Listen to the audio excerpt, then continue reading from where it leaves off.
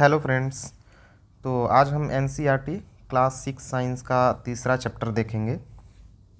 इससे पहले मैं फर्स्ट चैप्टर सेकंड चैप्टर जो है कि पढ़ चुका हूँ और उसको देख चुका हूँ बहुत अच्छे से, जिसमें हमारा पिछला वाला चैप्टर था भोजन और उसके घटक। तो आज हम देखेंगे चैप्टर थर्ड, तीसरा चैप्टर, जिसमें तंतु से वस्त्र तक दिया है। तो इससे पहले जो है कि चैनल पे अगर पहली बार आए हैं तो चैनल को सब्सक्राइब कर लें और बेल आइकन को प्रेस कर लें, ताकि अगर कोई भी वीडियो मैं अपलोड करूं तो उसका नोटिफिकेशन सबसे पहले आपको पहुंचे। तो चलिए चलते हैं नेक्स्ट, देखते हैं क्या इसमें दिया है। इसमें बोला है तंतु से वस्त्र तक, यानी मतलब हमारा जो वस्त्र बनता है वो कैसे बनता है, उसकी छोटी से छोटी इकाई क्या है, और तंतु जैसे है तो तंतु हमको मिलता कहाँ से है, ये सब के बारे में हम पढ़ेंगे। और हमारे वस्त्र कितने प्रकार के होते हैं, इन सब के बारे में पढ़ेंगे। तो आइए चलते हैं। यहाँ पे बोला है कि पहेली और बूझों ने अपने स्कूल में आयोजित की गई विज्ञान प्रश्नोत्तरी प्रतियोगिता में प्रथम पुरस्कार जीता। वे दोनों अत्यधिक उत्तेजित थे और उन्होंने प्राप्त हुई पुरस्कार राशि से अपने माता पिता के लिए वस्त्र खरीदने का निश्चय किया। वे वे कपड़े की दुकान पर वस्त्र सामग्री की विस्तृत विविधता देखकर उलझन में फंस गए। जैसे चित्र 3.1 में दिया है, ये चित्र 3.1 है, कपड़े की दुकान है। इसमें बहुत सारे कपड़े की क्या है, विविधता देखने को मिला है उन लोग को, इसलिए वे उलझन में पड़ गए हैं। आगे चलते हैं। आगे क्या बोला जा रहा है कि दुकानदार ने उन्हें यह समझाया कि कुछ कपड़े अथवा वस्त्र सूती हैं तो कुछ संश्लिष्ट यानी कृत्रिम हैं। उसके पास ऊनी मफलर तथा शाल भी थे। दुकानों में बहुत सी रेशमी साड़ियाँ भी थीं। पहेली तथा बूझो अत्यधिक उत्तेजित दिखाई दे रहे थे। उन्होंने इन विभिन्न कपड़ों को स्पर्श किया और उनके बारे में जानकारी प्राप्त की। अंत में उन्होंने एक ऊनी मफलर तथा एक सूती साड़ी खरीदी। कपड़े की दुकान का भ्रमण करने के पश्चात पहेली और बूझो ने अपने आसपास में विभिन्न प्रकार के वस्त्रों को ध्यान से देखना आरंभ कर दिया। उन्होंने यह देखा कि बेडशीट यानी जो बिस्तर पे बिछाने की चादर जो होती है, बेडशीट, कंबल, पर्दे, मेजपोश, तौलिए और झाड़न यानी डस्टर आदि, ये सभी भिन्न भिन्न प्रकार के कपड़ों से बने हैं। यहाँ तक कि उनके अपने बस्ते तथा बोरे भी किसी प्रकार के वस्त्र से भी बने हैं। उन्होंने इन सभी वस्त्रों की पहचान सूती, ऊनी, रेशमी अथवा संश्लिष्ट यानी कृत्रिम के रूप में की।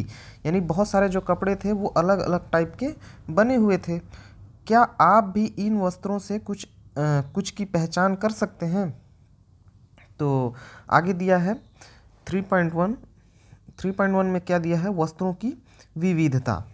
अब क्रियाकलाप फर्स्ट देखते हैं। क्रियाकलाप फर्स्ट में क्या बोला जा रहा है कि अपने अपने आसपास के किसी दर्जी की दुकान का भ्रमण कीजिए। सिलाई के बाद बचे कपड़े की कर्तन एकत्र कीजिए। यानी जो सिलाई के बाद जो कपड़े बचे हुए होते हैं छोटे मोटे, उसको इकट्ठा कीजिए। कपड़े की प्रत्येक कतरन को स्पर्श करके उसका स्पर्श का अनुभव कीजिए। दर्जी की सहायता से उससे पूछकर कुछ कपड़ों पर सूती, रेशमी, ऊनी, संश्लिष्ट के लेबल लगाने का प्रयास कीजिए।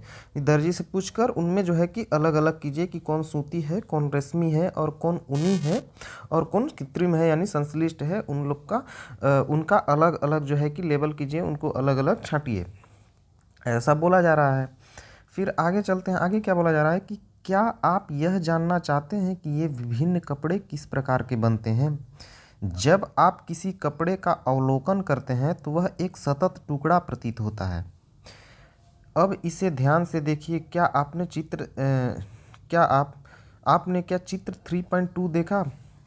यानी ये कोई भी कपड़ा हम खरीदते हैं तो क्या है, कपड़ा छोटे छोटे तंतुओं से मिलता है, कपड़ा इकट्ठा तो नहीं निकला, न तो हमको पौधों से प्राप्त होता है। तो जैसे ये इसमें संरचना दिया गया है कपड़े का, तो इसमें देखिए आपको अलग अलग एकदम वो दिखेगा, एकदम इसका स्ट्रक्चर दिखेगा कपड़े का, कपड़े की कर्तन का विवर्धित दृश्य। ये छोटे छोटे धागा दिखेंगे इसमें अलग अलग से और एक दूसरे में फंसे हुए हैं। तो यहाँ पे जो है कि कपड़ा का स्ट्रक्चर हमारा दिया है कि कपड़ा कैसे बनता है। आगे चलते हैं। आगे क्या बोला जा रहा है कि क्रियाकलाप 2 में क्या बोला जा रहा है कि सूती कपड़े का वही टुकड़ा चुनिए जिस पर आपने क्रियाकलाप 1 में लेबल लगाया था। इसके एक सिरे पर कोई ढीला धागा या तांगा ढूंढने का प्रयास कीजिए और इसे बाहर खींचिए। चित्र 3.3 चित्र 3.3 आगे आएगा। यदि कोई ढीला तागा दिखाई न दे तो पिन अथवा सुई की सहायता से आप एक तागा धीरे धीरे बाहर खींच सकते हैं। जैसे ये दिया है, ये कपड़ा है हमारा और इसमें जो है कि ये धागा खींचा गया है। तो ये कपड़ा क्या है, तो छोटे छोटे तागा से ही तो बना है, तो उसको खींचने के लिए बोला जा रहा है। हम यह देखते हैं कि तागों को एक साथ व्यवस्थित करने पर वस्त्र बना है। ये तागे किससे बने हैं? ये जो छोटे छोटे तागे हैं, इनको अगर एकत्रित हम कर रहे हैं और व्यवस्थित कर रहे हैं तो हमको क्या मिल रहा है? कपड़ा मिल रहा है। और ये जो तागे हैं, ये वास्तव में बने किससे हैं? तो इसके बारे में जो है कि हम आगे पढ़ेंगे ये किससे बने हुए हैं। तो चलिए आगे देखते हैं। हर चीज़ का जो है आंसर मिलेगा यहाँ पे। 3.2 में दिया है तंतु। क्रियाकलाप 3 में क्या दिया है कि किसी सूती कपड़े के टुकड़े को कोई तागा किसी सूती कपड़े के टुकड़े से कोई तागा बाहर निकालिए। इस तागे के टुकड़े को मेज पर रखिए। इस तागे के टुकड़े के एक सिरे को अपने अंगूठे से दबाइए। तागे के दूसरे सिरे को इसकी लंबाई के अनुदिश खींचिए।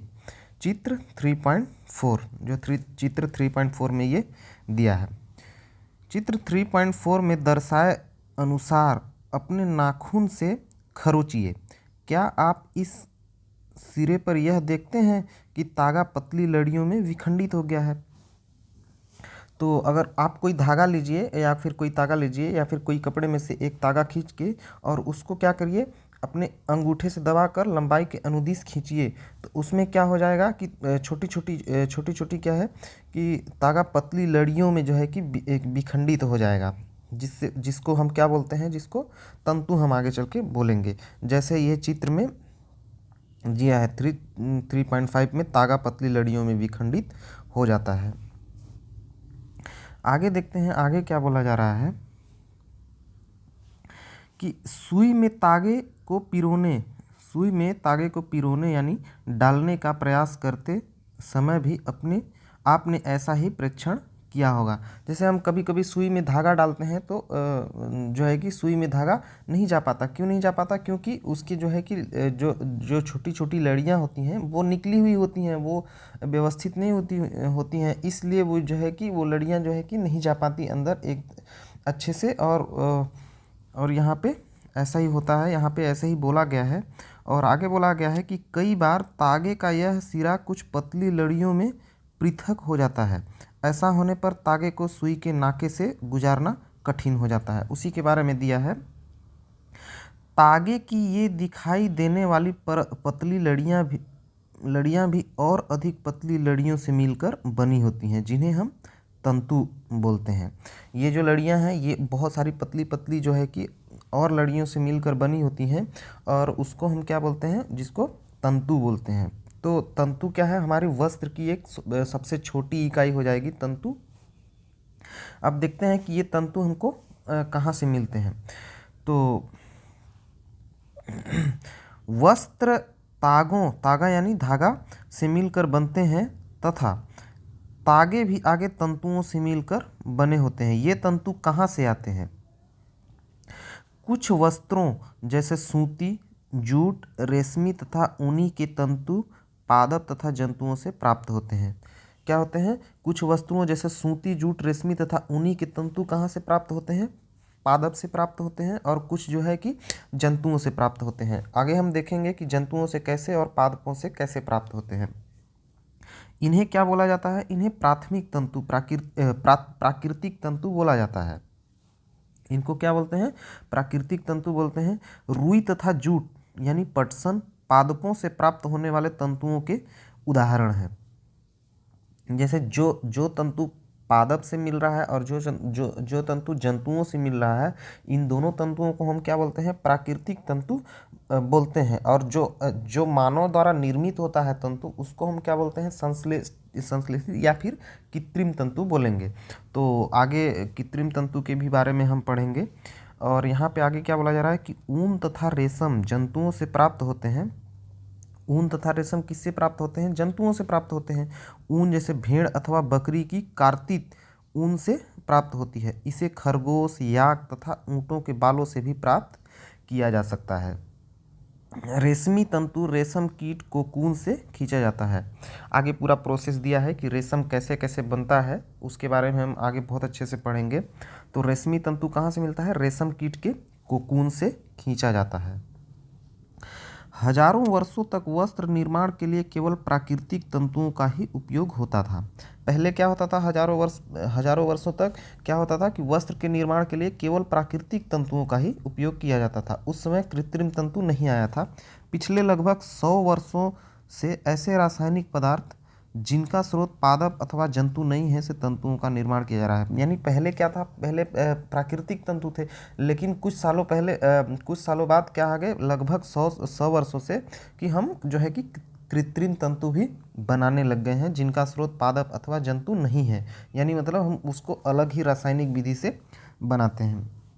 इन्हें संश्लिष्ट तंतु कहते हैं। इन्हें क्या बोलते हैं? संश्लिष्ट तंतु बोलते हैं, जो कि हम रासायनिक विधि से बनाते हैं।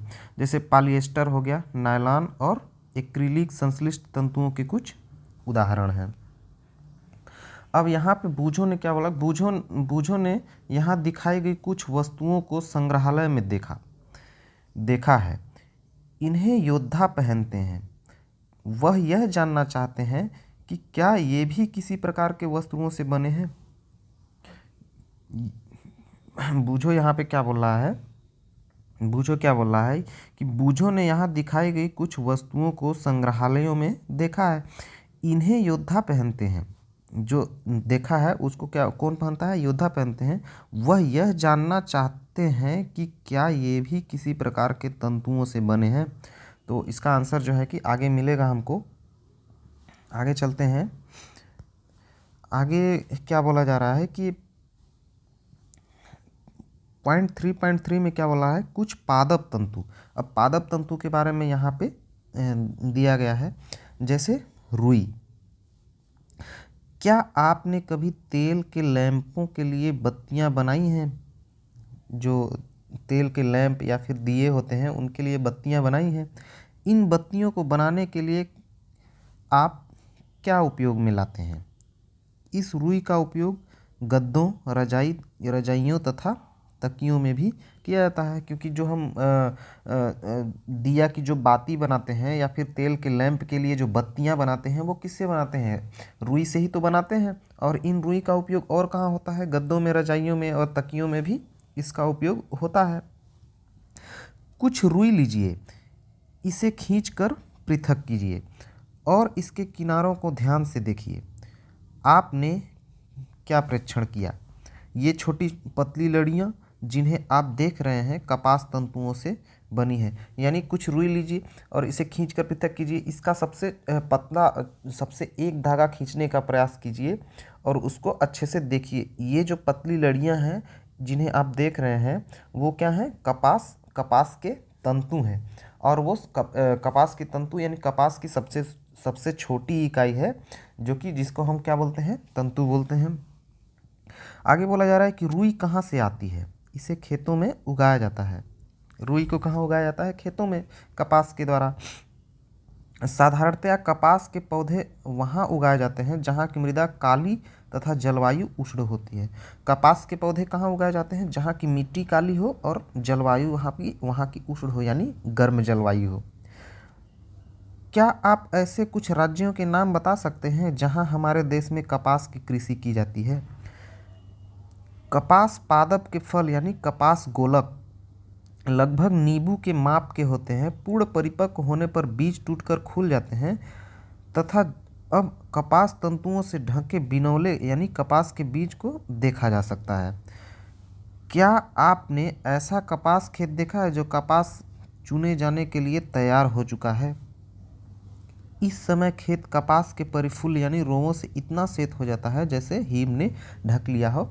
ये चित्र 3.6 में दिया है, ये कपास का क्षेत्र है। तो यहाँ पे ऐसा दिख रहा है जैसे कि यहाँ पे बहुत सारी हिम ने ढक लिया हो खेत को, यानी बहुत बहुत बर्फबारी है, ऐसे सफ़ेद सफ़ेद जो है कि पूरा खेत जो है सफ़ेद दिख रहा है यहाँ पे। तो इसी के बारे में यहाँ पे बताया जा रहा है। आगे देखते हैं, साधारणतया इन कपास बालों को कपास को हस्त चयन द्वारा प्राप्त किया जाता है। क्या जाता है? साधारणतः इन कपास बालों को कपास को हस्त चयन द्वारा प्राप्त किया जाता है। इसके पश्चात कपास से बीज को कंकतन द्वारा पृथक किया जाता है। इस प्रक्रिया को कपास ओटना बोलते हैं। यानी इस कपास को पहले क्या करेंगे? हस्त चयन द्वारा प्राप्त करेंगे, यानी कपास को खेत से प्राप्त करेंगे। इसके पश्चात कपास से क्या करेंगे? बीजों को अलग करेंगे। और कपास से बीजों को अलग करना कौन सी प्रक्रिया कहलाती है? कपास को ओटना कहलाती है। अब आगे चलते हैं, आगे क्या बोला जा रहा है? पारंपरिक ढंग से कपास हाथों से ओटी जाती थी। पारंपरिक ढंग से कपास हाथों से ओटी जाती थी। चित्र 3.7, ये कपास ओटना जो है कि यहाँ पे चित्र दिखाया गया है कैसे कपास को ओटा जाता है। आजकल कपास ओटने के लिए मशीनों का उपयोग किया जाता है, क्योंकि आजकल मॉडर्न हो गया है हर कुछ। तो आजकल कपास को ओटने के लिए अलग अलग टाइप की मशीनों का यूज़ किया जाता है। अब आगे जूट यानी पटसन के बारे में पढ़ते हैं। ये हमारा पटसन का जो है कि पौधा दिया है, इसको ध्यान से देखिए। पटसन तंतु को पटसन पादप यानी चित्र 3.8 के तने से प्राप्त किया जाता है। यानी पटसन तंतु को हम पटसन के पौधे के कहाँ से कौन से भाग से प्राप्त करते हैं? पौधे के तने से प्राप्त करते हैं। भारत में इसकी खेती वर्षा ऋतु में की जाती है। भारत में पटसन को प्रमुख रूप से पश्चिम बंगाल, बिहार तथा असम में उगाया जाता है। यानी भारत में पटसन को प्रमुख रूप से कहाँ उगाया जाता है? किस राज्य में? तो पश्चिम बंगाल में, बिहार में तथा असम में। सामान्यतः पटसन पादप यानी फसल को पुष्पन अवस्था में काटते हैं। यानी सामान्यतः पटसन को कब काटा जाता है? पुष्पन यानी जब उसमें फूल निकलते हैं तभी काट लिया जाता है। फसल कटाई के पश्चात पादपों के तनों को कुछ दिनों के लिए जल में डुबो कर रखते हैं। ऐसा करने पर तने गल जाते हैं और उन्हें पटसन तंतुओं से हाथ द्वारा पृथक कर दिया जाता है। वस्त्र बनाने से पहले इन सभी तंतुओं को तागों में परिवर्तित कर लिया जाता है। वस्त्र बनाने से पहले इन सभी तंतुओं को तागों में पहले परिवर्तित करेंगे। ऐसा कैसे किया जाता है? आगे हम देखेंगे ऐसा कैसे किया जाता है। आगे क्या बोला जा रहा है? 3.4 में क्या दिया है? सूती तागे की कताई। यानी जो हमारा पटसन से हमको जो तागा मिला है, जो तंतु मिला है, उसकी कताई कैसे करते हैं उसके बारे में दिया है। आप स्वयं सूती तागा बनाने का प्रयास कर सकते हैं। क्रियाकलाप 4 में क्या दिया है कि एक हाथ में कुछ रुई पकड़िए, दूसरे हाथ के अंगूठे तथा तर्जनी के बीच कुछ रुई की चुटकी भरिए और इसे धीरे धीरे रुई से बाहर की ओर खींचिए तथा रेशों को लगातार ऐंठते भी रहिए। क्या आप तागा बना सकें? जैसे यहाँ पे रुई से तागा बनाना दिखाया गया है। इसको क्या करना है? पहले 2 उंगली से ऐसे दबा के रखना भी है और उसको क्या करना है? साथ में ऐंठना भी है। तो ऐसे करेंगे तो रुई से जो है कि तागा हमारा बनकर तैयार हो जाएगा। रेशे से तागा बनाने की प्रक्रिया को कताई कहते हैं। रेशे से तागा बनाने की प्रक्रिया को क्या बोलते हैं? तगाई बोलते हैं, कताई बोलते हैं। जैसे क्योंकि खेतों में तो जो रुई प्राप्त होता है वो तंतु जैसे एकदम उलझा हुआ प्राप्त होता है, तो उसको क्या करना पड़ता है? पहले उसको तागा बनाना पड़ता है और तागा को फिर व्यवस्थित बनाने को क्या बोलते हैं? कताई बोलते हैं। इस प्रक्रिया में रुई एक पुंज से रेशों को खींचकर ऐंठते हैं। ऐसा करने से रेशे यानी पास आ जाते हैं और तागा बन जाता है। कताई के लिए एक सरल युक्ति हस्त तकुआ का उपयोग किया जाता है। कताई के लिए किसका उपयोग किया जाता है? हस्त तकुआ, जिसे तकली कहते हैं। चित्र 3.10 में दिया है। 3.10 यानी 3.10 यहाँ पे आगे दिया होगा, यहाँ पे 3.9, ये 3.10 है। यहाँ पे ये किसका चित्र दिया है? तकुआ का चित्र दिया है। ये जो है कि ये हमारा तकली का चित्र दिया है, जिसे तकुआ भी बोलते हैं। अब आगे चलते हैं। हाथ से प्रचलित कताई में उपयोग होने वाली एक अन्य युक्ति चरखा है। चित्र 3.11 यानी 3.11 में ये हमारा चरखा का चित्र दिया है। ये भी कताई यंत्र है। चरखे के उपयोग को राष्ट्रपिता महात्मा गांधी ने स्वतंत्रता आंदोलन के एक पक्ष के रूप में लोकप्रियता प्रदान की थी। उन्होंने लोगों को हाथ कते तागों से बुने वस्त्रों यानी खादी को पहनने तथा ब्रिटेन की मिलों में बने आयातित कपड़ों का बहिष्कार करने के लिए प्रोत्साहित किया था। खादी के प्रचलन को बढ़ावा देने के लिए भारत सरकार 1956 में एक संगठन का निर्माण किया, जिसे खादी एवं ग्रामोद्योग आयोग कहते हैं। यानी खादी एवं ग्रामोद्योग का जो है कि संगठन कब हुआ था? तो 1956 में हुआ था। बृहद पैमाने पर तागों की कताई का कार्य कताई मशीनों की सहायता से किया जाता है। बड़े पैमाने पर तागों की कताई, क्योंकि बहुत सारा कताई करना है तो हम हाथ से तो कर नहीं पाएंगे, तो अगर बड़े पैमाने पे कताई करना है तो हम क्या करेंगे? मशीनों की सहायता से कताई करेंगे। कताई के पश्चात तागों का उपयोग वस्त्र बनाने में किया जाता है।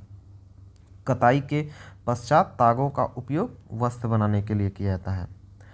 अब आगे पढ़ेंगे 3.5 में तागे से वस्त्र तक। तागे से वस्त्र बनाने की कई विधियां हैं। इनमें से दो प्रमुख विधियां बुनाई तथा बंधाई हैं। दो विधि कौन कौन सी हैं तागे से वस्त्र बनाने के लिए? एक तो बुनाई है और दूसरी बंधाई है। अब बुनाई के बारे में देखते हैं। बुनाई के बारे में क्या दिया है? क्रियाकलाप 2 में आपने यह ध्यान दिया होगा कि वस्त्र तागों के दो सेटों, जिन्हें एक साथ व्यवस्थित किया जाता है, से मिलकर बने होते हैं।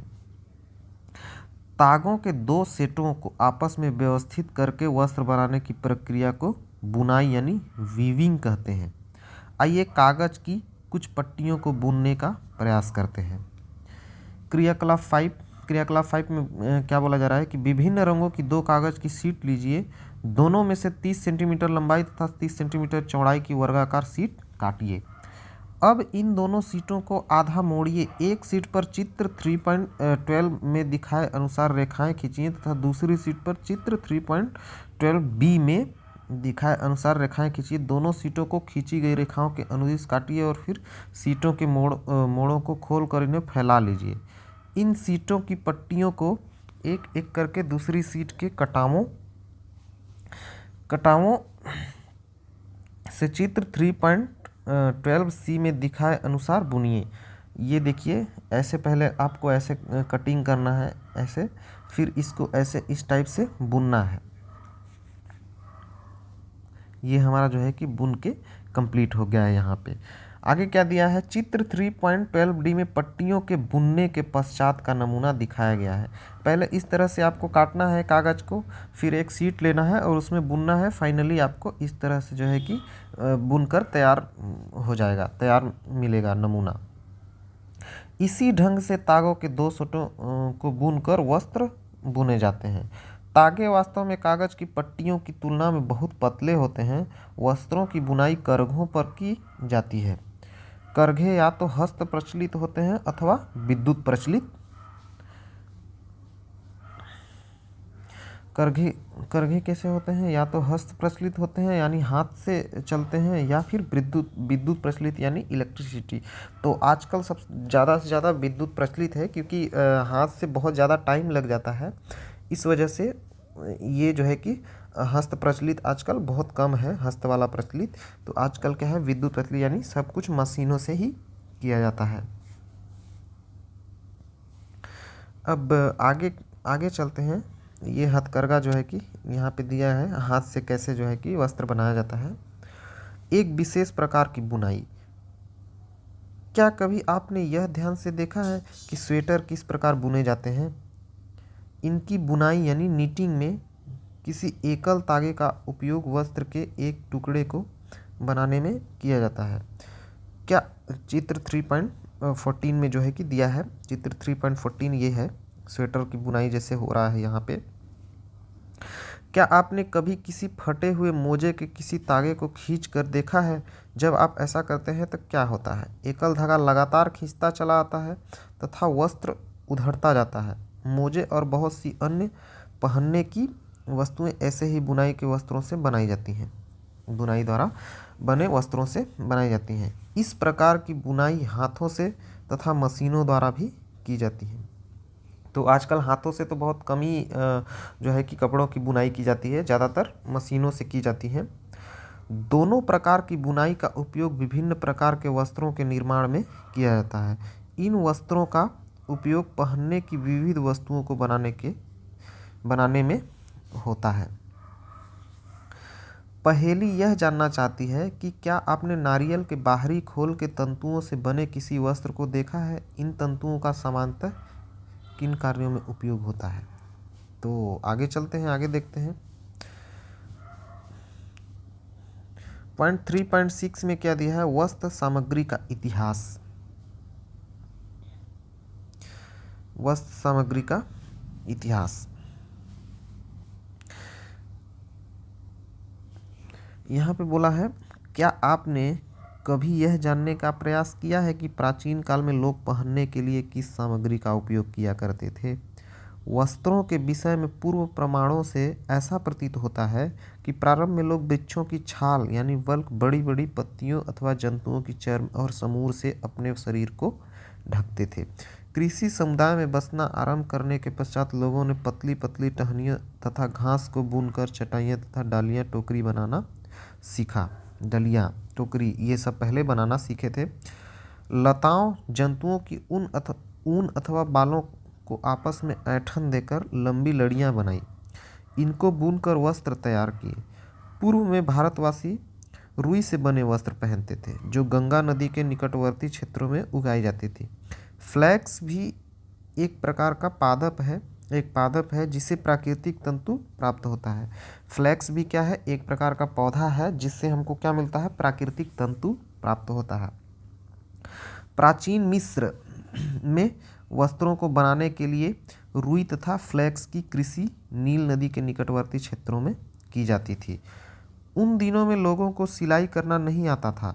उस समय लोग अपने शरीर के विभिन्न भागों को वस्त्रों से आच्छादित कर लेते थे। वे शरीर को आच्छादित करने के लिए कई विभिन्न ढंगों का उपयोग करते थे। सिलाई की सुई के आविष्कार के साथ लोगों ने वस्त्रों की सिलाई करके पहनने के कपड़े तैयार किए। इस आविष्कार के पश्चात सिले कपड़ों में बहुत सी विभिन्नताएं आ गई। परंतु क्या यह आश्चर्यजनक बात नहीं है कि आज भी साड़ियों, धोतियों, लुंगियों तथा पगड़ियों का बिना सिले वस्त्रों के रूप में उपयोग किया जाता है। जिस प्रकार समस्त देश में खाए जाने वाले भोजन में अत्यधिक विविधता देखने को मिलती है, ठीक उसी प्रकार वस्त्रों एवं पहनने की वस्तुओं में भी अत्यधिक विविधता पाई जाती है। तो ये चैप्टर जो है कि हमारा यहाँ पे समाप्त होता है। और यहाँ पे एक प्रोसेस दिया है, जैसे सबसे पहले क्या मिलता है हमको? कपास गोलक को ओटते हैं पहले, ओटने के बाद रेसे बनाते हैं, रेसे के बाद कताई प्रोसेस होता है, फिर तागे, और तागे से हम बुनाई और बंधाई यानी 2 प्रोसेस करके हम वस्त्र बनाते हैं। तो यहाँ पे देखा कि हमने जो है कि तंतु के बारे में बहुत अच्छे से पढ़ा, और तंतु से हमको क्या मिलता है, फिर उसके बाद क्या प्रोसेस होता है, फिर तंतु से हमको कपड़ा तक जो है कि क्या क्या प्रोसेस करना पड़ता है कि तंतु से हमको कपड़ा मिलता है, वस्त्र मिलता है। तो वहाँ पे हमने तंतु पढ़ा। तंतु के बाद फिर जो है कि ओटना, कताई करना, कताई के बाद फिर बुनना के बाद बांधना, ये सब के बारे में हमने बहुत अच्छे से पढ़ा। जैसे रुई क्या होता है, वस्त्र, तंतु, ये सब के बारे में पढ़ा। कताई क्या होता है, बुनाई क्या होता है, धागा क्या होता है, तागा क्या होता है, इस सब के बारे में हम यहाँ पे बहुत अच्छे से पढ़े। तो जो है कि इसमें इतना ही दिया है। अब इसके आगे जो है कि हम कृत्रिम रेशा के बारे में पढ़ेंगे। तो आज के लिए इतना ही। वीडियो अच्छा लगा होगा तो प्लीज़ लाइक करिएगा, और चैनल पे पहली बार आए हैं तो चैनल को सब्सक्राइब करिए। और बेल आइकन को प्रेस कीजिए ताकि अगर कोई भी वीडियो मैं अपलोड करूं तो उसकी नोटिफिकेशन सबसे पहले आपको मिले। तो फ्रेंड्स चलिए आज के लिए इतना ही, मिलते हैं नेक्स्ट वीडियो में, तब तक के लिए बाय।